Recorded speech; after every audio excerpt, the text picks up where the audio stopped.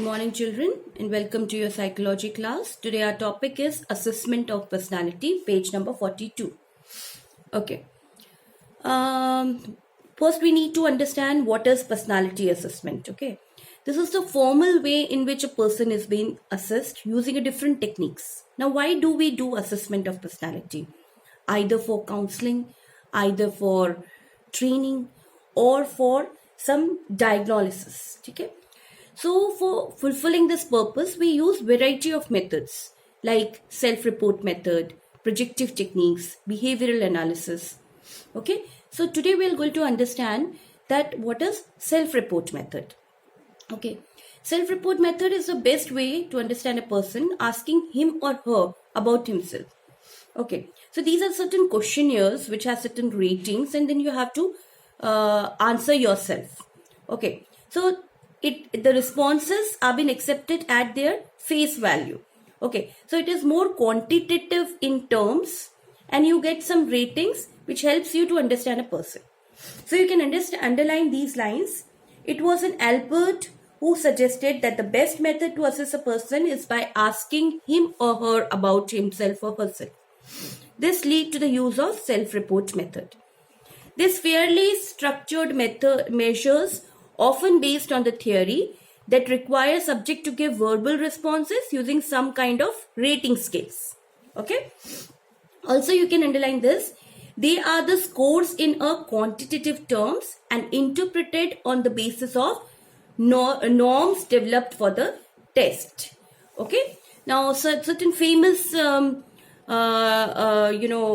widely used self-report methods are like MMPI, which are used for psychotic analysis. It has 567 statements and it is divided into 10 sectors, 10 subdivisions, and it seeks to analyze certain various aspects like depression, hysteria, schizophrenia, and all those. Okay, another one is Eysenck's personality questionnaire. We have studied about this. It has 3 dimensions. 2 dimension was introvert and extrovert, emotionally stable and emotionally unstable. And 3rd dimension was later discovered, and that was psychotism. That is, you can underline this. Psychotism, it is the link to psychopathology that represents a lack of feeling for other. Tough manner of interacting with people and tendency of defy social conversation.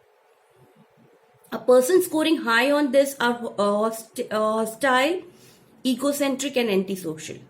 Okay, so these tests are also widely used. Another one is a Kettle 16 PF, which is also used mainly for career guidance, vocational exploration and occupational testing. You can underline this. Now he has used, as we have studied also earlier, that he has used factor analysis to understand a personality. Okay, these self-report methods have some drawbacks. The first one, the limitations. The first is the social desirability. Generally the person respond in a socially desirable method. Right. So this is the first problem which we faced in self-report method. The second one is acquiescence.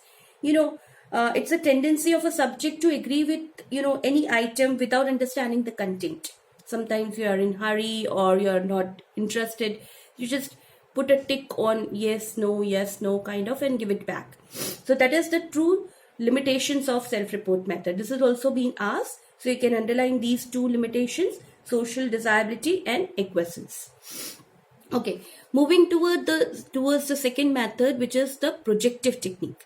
Okay, projective technique is more indirect type of method.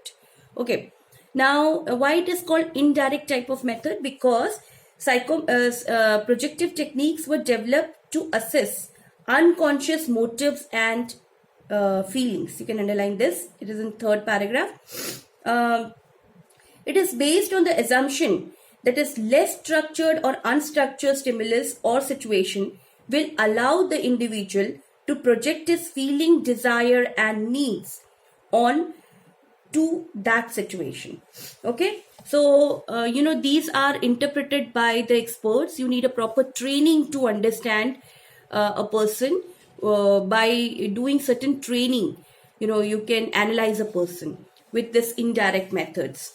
Now let us understand how it is just different from self-report methods. Okay, it has certain features. You can underline those features. The first is the stimuli are relatively or fully unstructured and poorly defined. Okay, in projective technique, person being assessed is usually not told about the purpose of assessment and method of scoring and interpretation. Third is person is informed that there are no correct or incorrect answer. Okay, it's a little subjective. Each response is considered to reveal a significant aspect of personality. Okay, and scoring and interpretation are lengthy and sometimes very subjective. Okay, so the last paragraph is very important. Please underline that.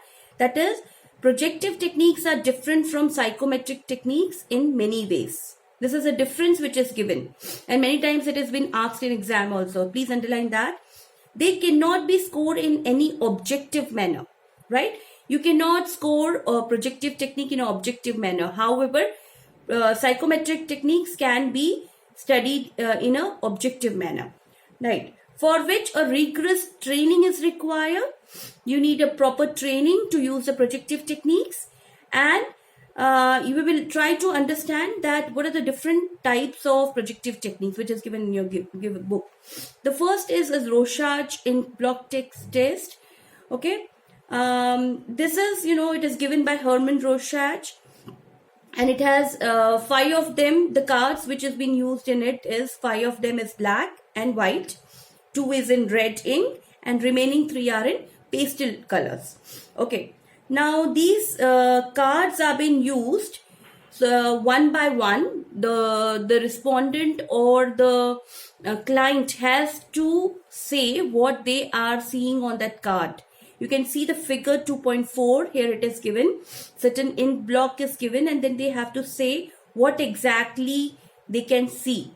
If they see particular color pattern, it has certain interpretation. So these tests are being used in 2 phases, right? First is a performance proper. That means the individual has to say whatever they see on the card. Second is the inquiry. In this, the detailed information about the response has been asked to understand what exactly is going on in the person's mind. Now, to use these cards or use this technique, you need a proper training. Okay, another is the thematic appreciation test. It is also like these cards, but it is a little bit different from, it's more structured as compared to Rorschach. Okay, it has certain cards. Some cards are used for adult, male or female. Some are used for children. Okay, now these cards also shown one by one. They have to make a story out of it, and the last card is a blank card. Now they are, there are certain scores are available, and then you have to score it, and you can interpret a person. For this also you need a proper training to use these cards. Okay, the next one is Roswing's picture frustration test, in which a person is being shown or is in a situation where the frustrating situation is created, and it has been observed that how a person react to that situation, right? Whether a person consider himself as a victim or as a frustrating situation he is analyzing, or how he is understanding the situation is been analyzed. Then the sentence completion test is also one of the very famous kind of test which is used in projective techniques, especially for children, where the half of the statement is given, the remaining half the children have to fill, like my father dash, my greatest fear is dash. Okay, and draw a person test is also one of the famous projective technique, where it's a very simple test where a person has to draw a figure, and then on the other side the opposite sex figure he has to draw. See, you can underline this. It is a simple test in which the subject is asked to draw a person on the sheet of paper. Pencil and eraser is provided. After completion of the drawing, the subject is generally asked to draw a figure of an opposite sex person. Okay, on the another page. Now, how it has been interpreted?